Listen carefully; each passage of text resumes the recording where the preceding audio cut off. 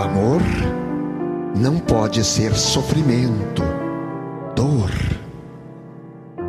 O amor é felicidade, através do abraço, do sorriso, do olhar. Pensemos nisso.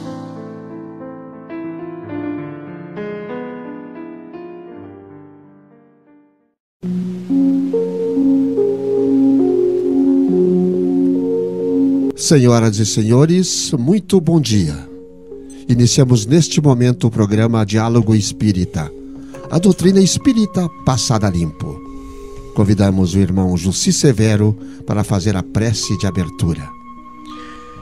Então, queridos amigos, queridos ouvintes, faça sol, faça chuva, o tempo não para.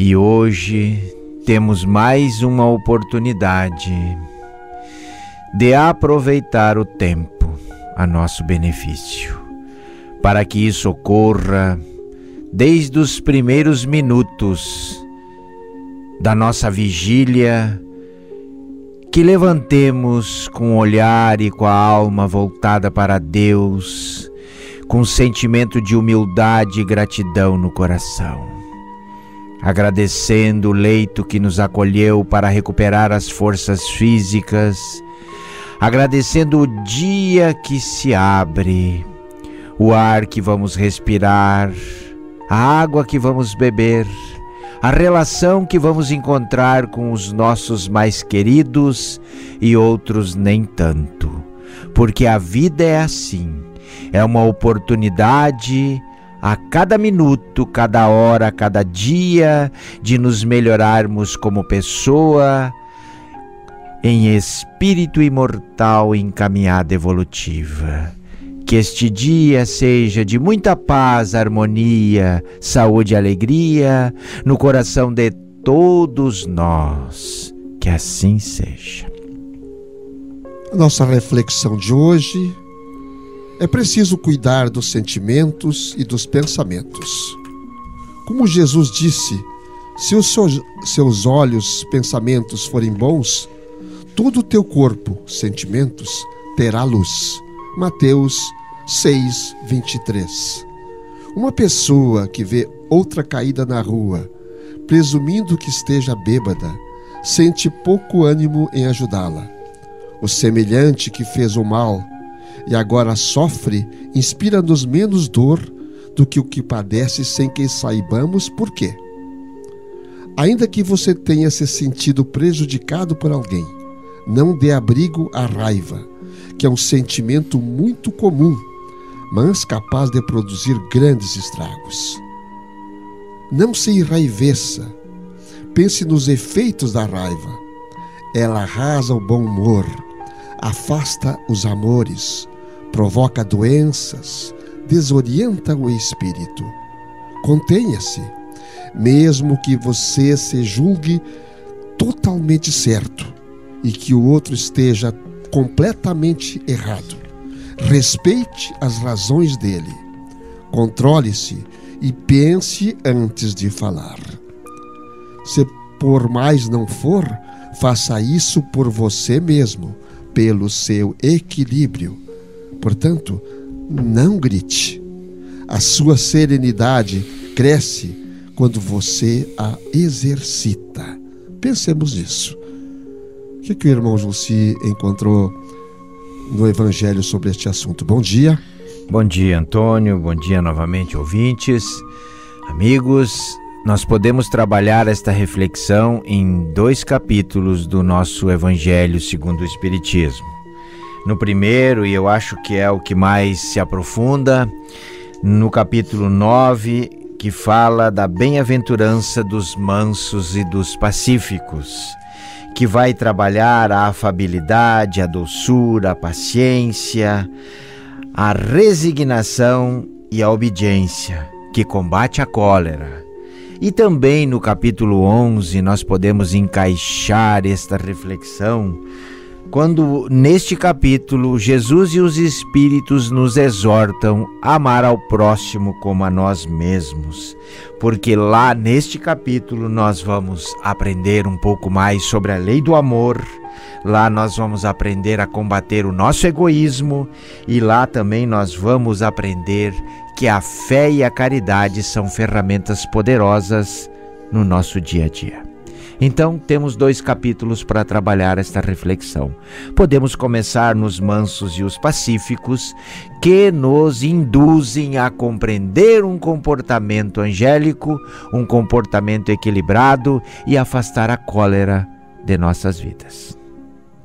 Difícil, mas não é impossível.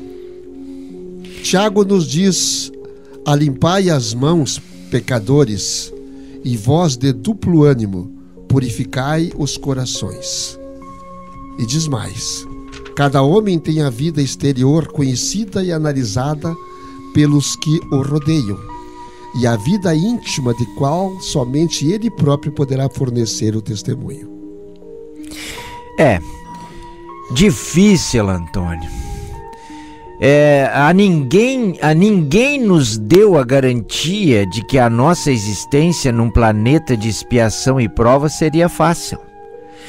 Compreendendo a nossa vida, como ela se processa dentro da nossa evolução, dentro da nossa capacidade de exercer o nosso livre-arbítrio, ou seja, da liberdade de ação, evidentemente que nós trazemos já uma carga negativa que nós temos que recuperar, e nós trazemos as dificuldades de interagir com a matéria que nos induz a um comportamento materialista exacerbado e atrapalha muito o nosso equilíbrio existencial. Então fácil não é, Antônio, fácil não é. Por isso que o Espiritismo nos convida à reflexão da vida como espíritos na matéria. Mas eu digo assim, para todos que estão nos ouvindo, mas qual é a fórmula então, Jesus? Amigos, qual é a fórmula?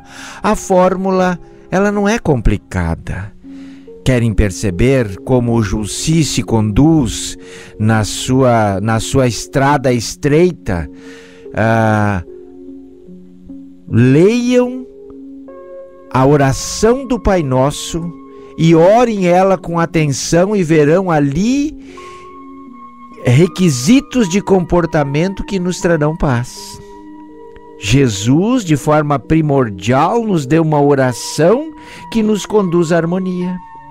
Se isso é insuficiente, Jussi, Antônio, estudem o Sermão da Montanha, onde Jesus nos exorta a virtudes que nos livram de todas as provações.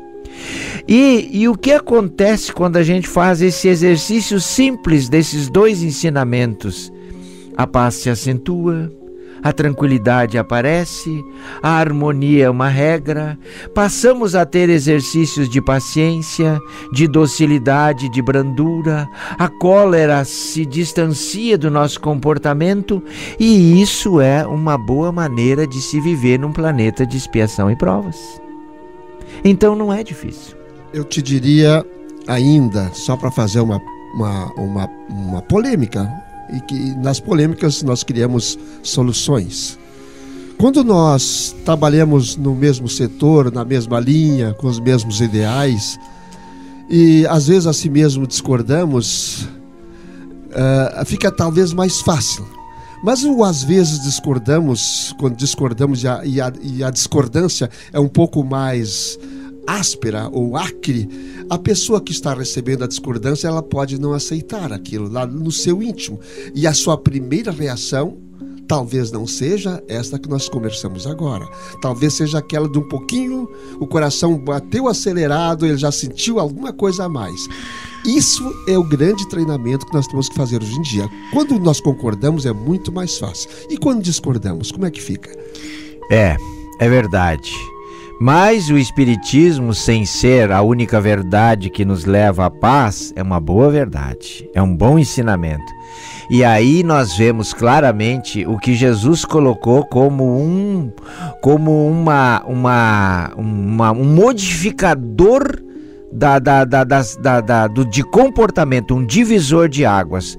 Quando Jesus esteve na terra e o seu ensinamento ficou até nós hoje, ele propôs a mudança da lei mosaica. Não das leis de Deus, da lei mosaica. E o que foi fundamental no que Jesus propôs? Jesus transformou o nosso Deus vingativo e punidor num Deus soberanamente bom e justo, primeira grande modificação, e Jesus trocou as armas da nossa luta. Ele nos ensinou que o mal não se combate com o mal, que o mal se combate com o bem. Mesmo que isso possa parecer ao neófito, aquele que não está acostumado neste ensinamento, que isso seja fraqueza, não é fraqueza. Então, o embate, a discussão, a discordância faz parte do cotidiano da vida, mas se nós tivermos no nosso pensamento e nas proposições das virtudes e do dever que nós devemos ter para com o nosso comportamento, se nós tivermos a mansidão, nós vamos compreender a admoestação, mesmo quando isso nos traz um certo desconforto. Porque quando é que essas coisas acontecem, Antônio? Acontece quando nós estamos em contato com as pessoas. E esse contato ele acontece na família, quando os nossos familiares discordam dos nossos comportamentos ou das nossas opiniões. Daí Jesus nos convida a convencê-los, se possível, com a mansidão, com a arma do bem, né? Não com a cólera e com a violência. E quando nós estamos em sociedade, em grupos reunidos, quando há necessidade de ter uma organização que contemple a todos, e que muitas vezes isso não traz harmonia para o processo, pelo contrário, isso traz discussão, isso traz embate. Saibamos nos comportarmos como Jesus nos ensinou.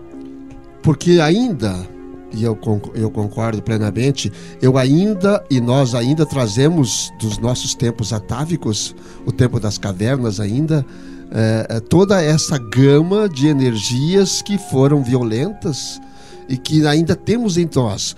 E quando tu falaste agora que isso não é fraqueza, realmente isso é muito forte. Porque ele tem que dominar esse atavismo. Ele tem que dominar esse primitivismo que ainda impera em quase todos nós. Então, nesse domínio que está a grande força, a grande coragem. Ele saber que ele poderia fazer. Ele poderia agredir com palavras e até com força física, e ele não o faz. Aí sim, ele mostra que tem coragem. Esta coragem de dominar o seu próprio íntimo. Veja bem a diferença de coragem e de fraqueza. E quando nós estamos nesta condição de possibilidade de discordar, nós devemos ter o coração aberto para a compreensão das imperfeições humanas. Quem tem a necessidade de difundir um programa coletivo traz na sua orientação, no seu estudo, no seu treinamento, a boa notícia daquilo que ele aprendeu, mas traz os seus atavismos, seus exageros, e isso, para quem está recebendo, vale para todos nós em toda a vida. Para quem está recebendo, há necessidade de fazer o filtro. Quem está fazendo a distribuição dos ordenamentos coletivos pode estar exagerando no seu comportamento, porque também não é perfeito.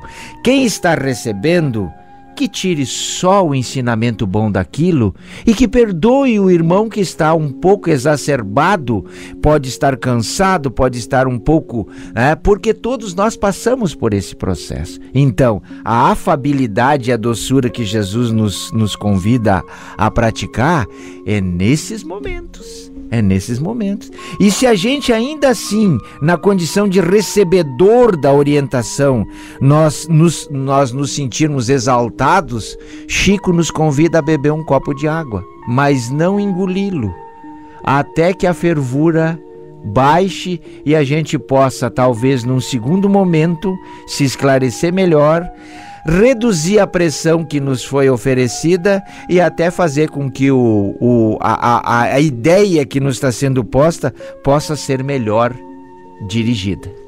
Esta água que o Chico apelidou de água da paz é uma história interessante, né, Jussi? Ele recomendado para ele, né? Tome a água da paz. Ele sai atrás das farmácias na água da paz, né? Procurando as farmácias da sua cidade, não achou a água da paz. Aí ele volta para casa, mas onde é que eu encontro a água da paz? Aí foi dito para ele que a água da paz era aquela água que ele ia colocar na boca, e enquanto ele estivesse nervoso, ele não falaria nada. Esta água que nós temos que tomar, porque ainda nós, o Jussi gosta dessa palavra, claudicamos, mancamos ainda na busca.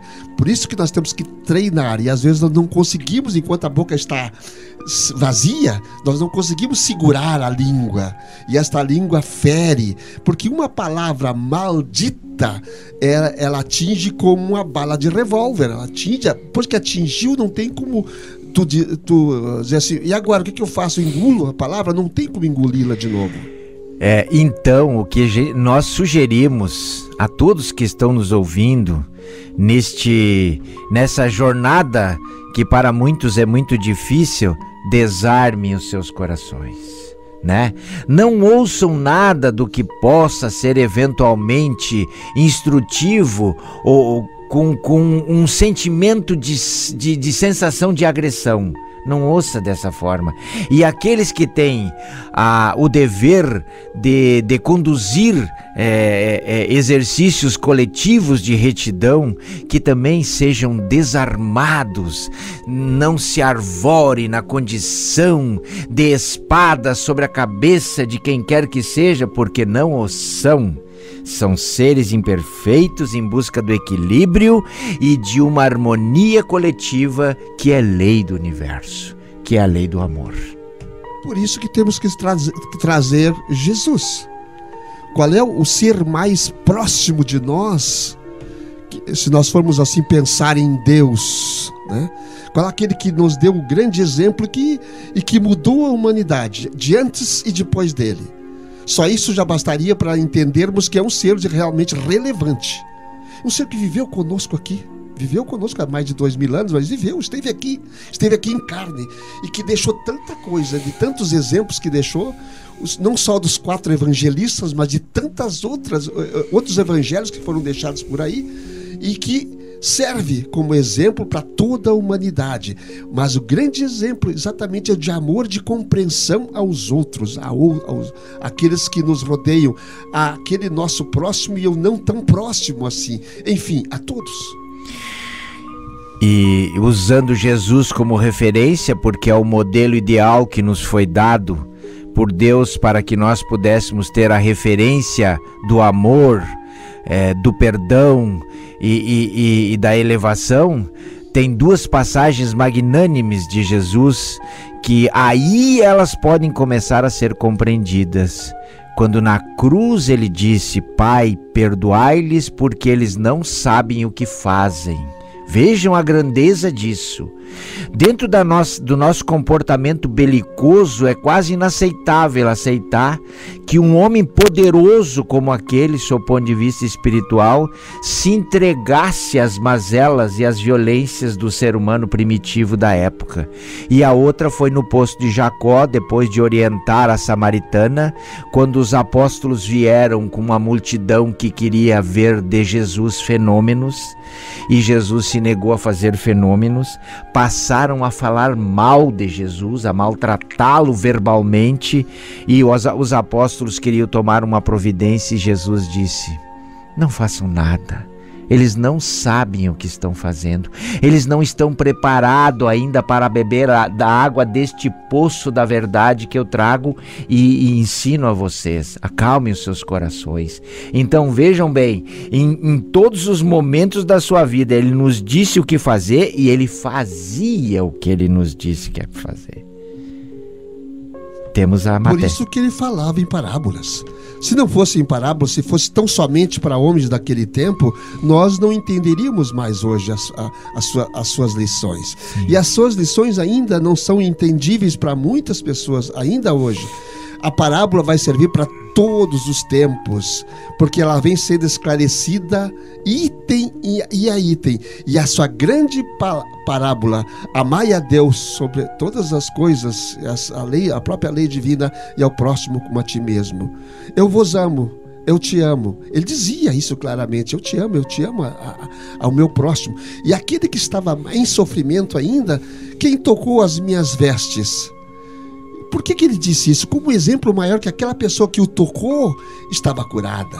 Simplesmente por ter o seu ensinamento em cima de tudo e a crença no Pai maior. E tu tens a força de crer e de curar também, assim como Jesus o fez. Ele disse isso para nós também. Certa feita, Jesus encontrou Pedro inquieto. Saíam do Tiberíades e desciam na costa mansa, onde a água e Pedro, inquieto, lhe disse assim: mas Senhor, vendo o que fazes e com quem fazes, a lei manda que se apedreje a mulher que perdeu o juízo, que claudicou na sua moralidade. O que dizes quando anda aconselhando e amparando estas meretrizes? O que pensa que os outros dirão de vós? Não se preocupe comigo, Pedro, disse Jesus. Eu estou aqui para cumprir a lei do Pai, não a lei dos homens. Nós temos que pensar, Pedro, na condição desta mulher que você diz que a lei manda apedrejar. Quem foi que colocou esta mulher nesta condição? A maioria dessas mulheres sofredoras do caminho foram colocadas nesta condição pelas atitudes dos homens, Pedro. Então, nós estamos esquecendo que esta mulher, ela tem o dever, através da lei de Deus, através do seu sentimento, de levar a reforma da humanidade, porque sente mais do que o homem, ama mais do que o homem. E Pedro compreendeu a lição do amor.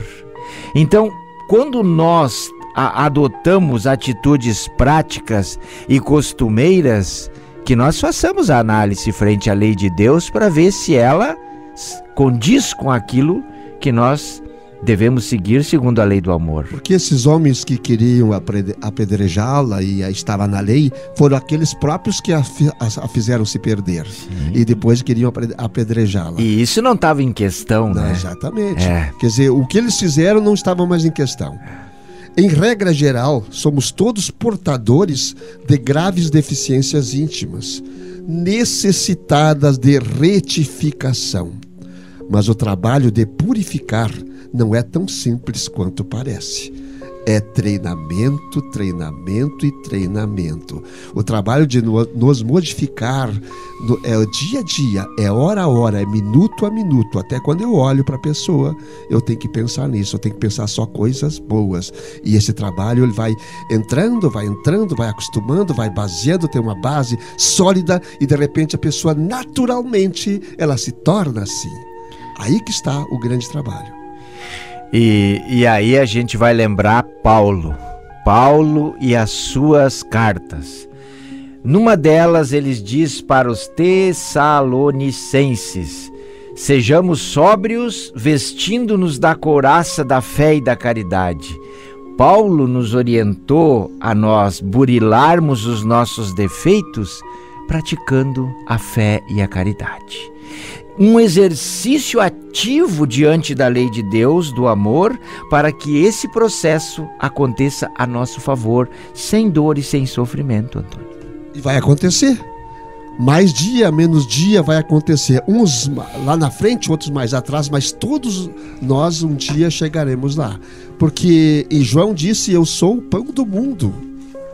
E João mesmo, logo adiante, ele diz assim: eu sou a luz do mundo.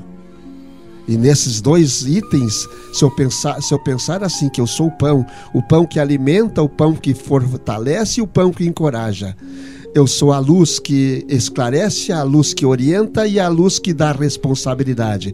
Eu sentirei a sua presença entre nós.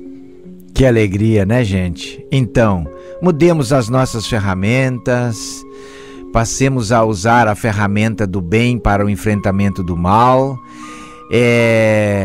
Façamos com que as virtudes elas sejam mais frequentes nas nossas atitudes, que o mal se diminua e que possamos fazer com que o fardo seja mais leve, como Jesus nos ensinou. Estamos chegando no final. Finalmente. Vamos dar os nossos abraços, nossas orações hoje lá para a Salete, Ana Mantelli, também para a Sofia, para o Fir, que estão precisando também dessas nossas orações, para a dona Bromilda Knack, a dona Maria de Lourdes está sempre agradecendo também as preces a ela dirigidas, as pessoas que estão hospitalizadas também, as nossas preces. Sim, a todos os doentes, as pessoas que estão em sofrimento, lembrando também dos nossos queridos ouvintes Fátima Hertel, Clair Fetter, Ângela Pereira, Loraci Ren, Carla Berni, Luiz Carlos Pauli, Benício Werner, Eliseu Scherer, o pessoal das nossas casas espíritas, de todos aqueles ouvintes, o nosso beijo, o nosso carinho, o nosso abraço e o desejo de muita paz. Deus nosso Pai, que sois todo poder e bondade, dai força àquele que passa pela provação, dai luz àquele que procura a verdade, ponde no coração do homem a compaixão e a caridade. Deus, dai ao viajor a estrela guia, ao aflito a consolação, ao doente o repouso. Pai, dai ao culpado o arrependimento, ao espírito a verdade, à criança o guia, ao órfão o pai. Senhor, que a vossa bondade se estenda sobre tudo que criastes. Piedade, Senhor, para aqueles que vós não conhecem, esperança para aqueles que sofrem. Que a vossa bondade permita aos Espíritos Consoladores derramarem por toda parte a paz, a esperança e a fé. Deus, um raio, uma faísca do vosso amor pode abrasar a terra. Deixa-nos beber nas fontes dessa bondade fecunda e infinita, e todas as lágrimas secarão, todas as dores acalmar-se-ão. Um só coração, um só pensamento subirá até vós, como um grito de reconhecimento e amor. Como Moisés sobre a montanha, nós vos esperamos com os braços abertos. Ó poder, ó bondade, ó beleza, ó perfeição. E queremos de alguma sorte alcançar a vossa misericórdia. Deus, dai-nos a força de ajudar o progresso, a fim de subirmos até vós. Dai-nos a caridade pura, dai-nos a fé e a razão, dai-nos a simplicidade que fará de nossas almas o espelho onde deve refletir a vossa santa e puríssima imagem. Que assim seja.